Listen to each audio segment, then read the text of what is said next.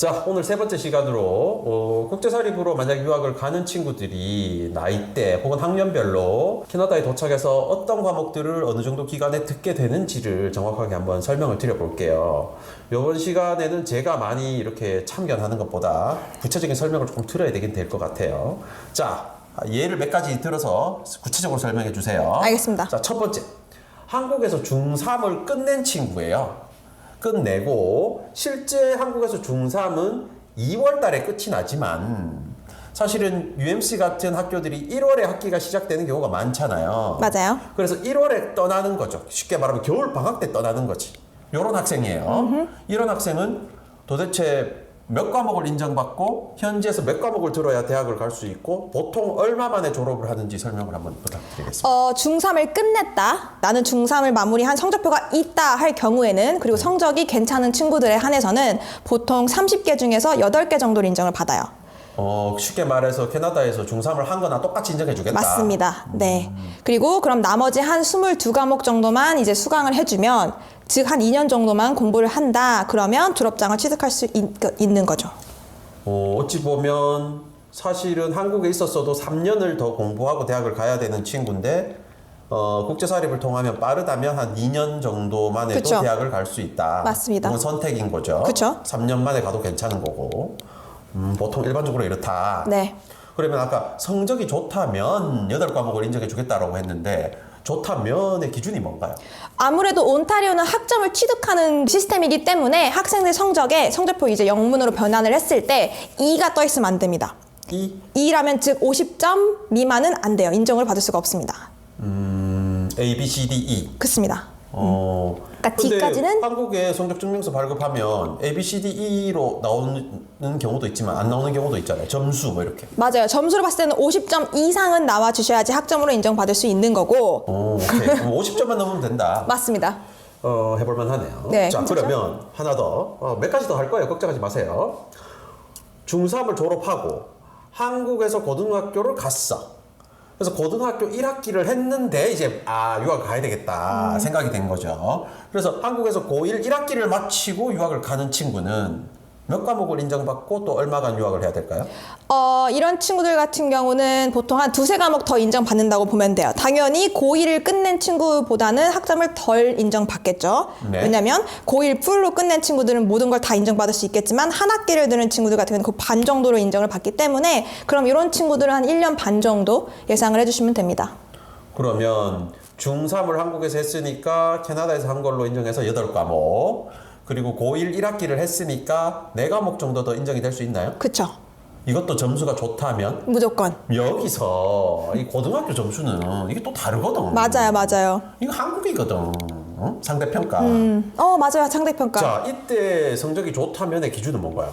똑같이 고등학교에서 가셔가지고 영문 성적표 뽑아주세요 하면은 이제 영문으로 나옵니다. 그러면 거기에 한국 성적으로는 뭐 30점이지만 영어 레터로는 뭐 C, B가 나올 수가 있어요. 그걸로 저희가 인정해드립니다. 쉽게 말해서 우리 내신 선생님이 문제를 너무 어렵게 내가지고 우리 반 평균이 30점이야. 전교 네, 평균이 30점이야.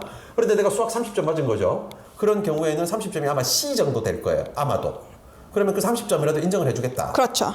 A, B, C, D 중 E에서 E가 아니라면, 그러니까 A부터 D까지라면 인정 가능합니다. 만약에 이걸 또 점수화했을 땐 그렇지만 만약 등급제로 나왔다라고 하는 경우는 어떻게 돼요? 보통 이제 성적표 발행을 하시면 뒷부분에 이제 아펜딕스라고 해서 어느 정도부터 어느 정도까지는 뭐 A다, 뭐 B다 이렇게 나와 있더라고요. 그래서 그걸 토대로 저희가 인정을 해드릴 겁니다.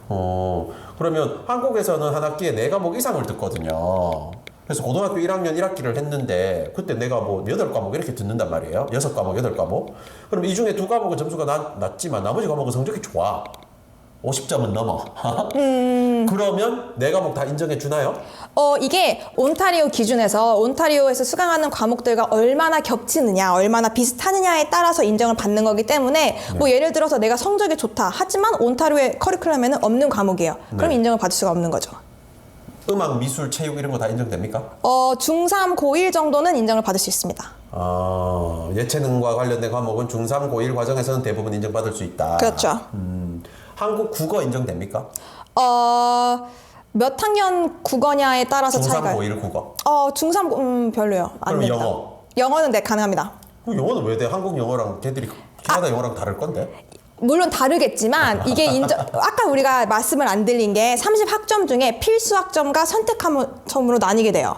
어허, 그래요? 네. 잠깐 설명하고 갑시다. 그렇죠. 자, 그럼 이제 필수 18과목이라 하면 중3, 고1 이제 국영수 사회가 이런 과목들을 이제 무조건적으로 들어야 하는 필수 18과목으로 지정을 해놨고요. 나머지 선택 12학점 같은 경우는 11학년, 12학년, 즉 고2, 고3 자기 대학 입시에 영향을 끼치게 되는 과목들로 이제 수강을 하게 됩니다. 그렇기 때문에 중3, 뭐 고1 들었던 과목들은 보통 필수 학점들로 인정이 될 겁니다. 그 필수 학점으로 인정된다는 것은 한국에서 중3, 고1에서 들었던 과목들이 그대로 캐나다에 가도 중3, 고1 때 들어야 될 만한 과목들로 다 인정을 해줄 거다. 맞습니다. 점수가 최악이 아니라면 펜딕스 기준을 통해서 50점만 넘는다면 아마 웬만하면 한 학기에 4과목씩들은 다 인정을 해줄 것이다. 맞습니다. 오케이, 알겠습니다. 그럼 조금 늦은 유학이 있을 수 있어요. 예를 들어서 한국에서 고1을 마쳤어. 그래서 고2를 밟았어. 고2 1학기를 딱 시험을 쳤는데 뭔가 느낌이 좋지 않아. 내가 이대로는 내가 원하는 대학을 못 가게 생겼어.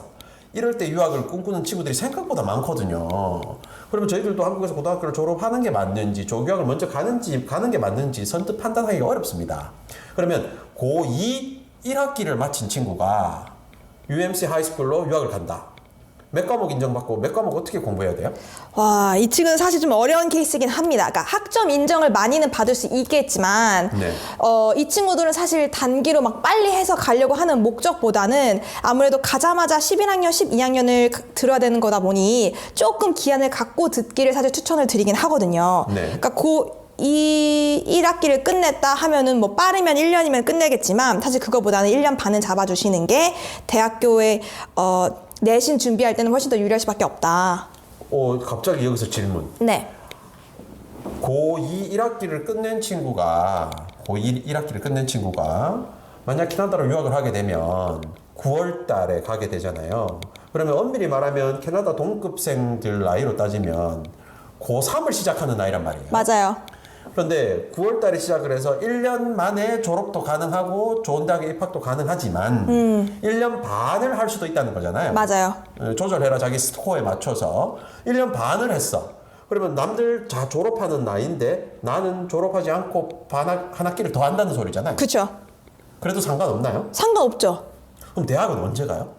이럴 경우에는 사실 보통 대학교는 다 9월에 입학을 하기 때문에 시간이 좀 뜰 수가 있어요. 그래서 그런 친구들은 입학 전에 사실 저희가 학업 플랜이라는 걸 보내드릴 겁니다. 이 친구의 뭐 희망 학부라든지 학점이 어느 정도 남았는지 뭐 출국을 이때로 고민하고 있습니다 한다면 최대한 텀이 떠지 않게끔 성적을 제일 잘 받을 수 있는 방향으로 저희가 학업 플랜을 짜드리죠. 오호. 네. 자, 그다음에 한국에서 의외로 검정고시로 졸업장을 취득한 친구들이 많아요. 나이가 어림에도 불구하고 혹은 나이가 있음에도 불구하고. 자, 검정고시로 고등학교를 졸업한 사람은 어떻게 유학 플랜을 짤 수 있나요?